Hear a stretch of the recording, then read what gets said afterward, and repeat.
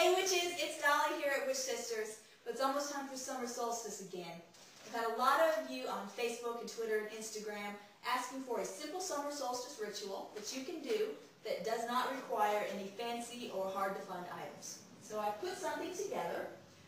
You can do this either outdoors, which would be ideal, or you can do it indoors. If you do it indoors, just try to do it in front of a nice sunny window, the nice bright part of the day where the sun is coming through.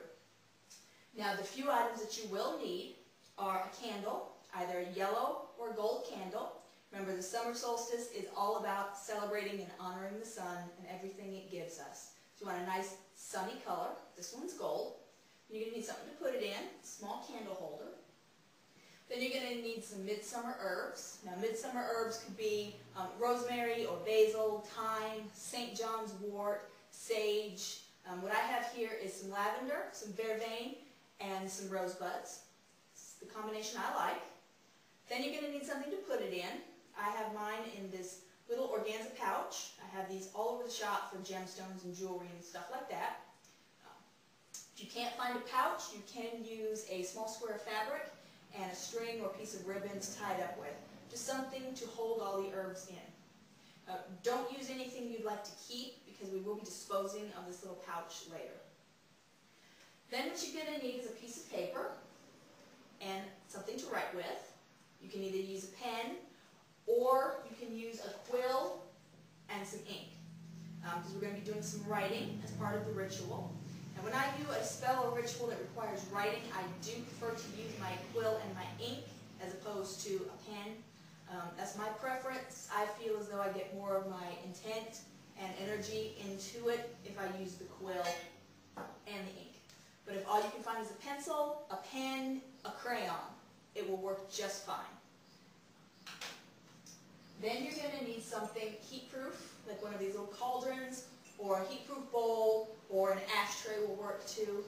Just something to burn your paper in.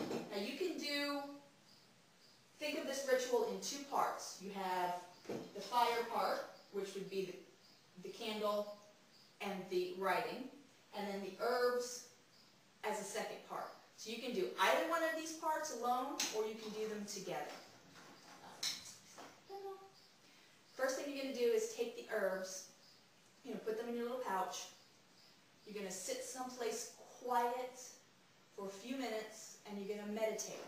You're going to meditate on any pain you may be having, either physical or emotional or spiritual, any sorrows, any bad luck, anything like that that you just want to get rid of, any negativity.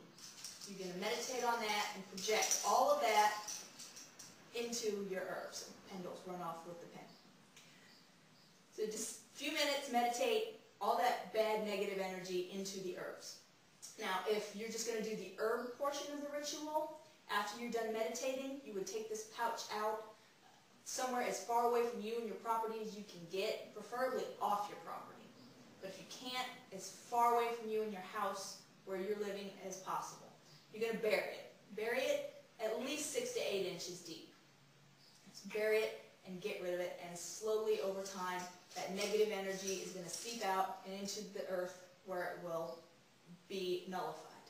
So that's why I said make sure your pouch or your fabric isn't something you want to keep. You're going to be getting rid of it. Now, as far as the fire portion of it, you're going to take your paper. I guess I'll use my quill since the cat's run off with the pen.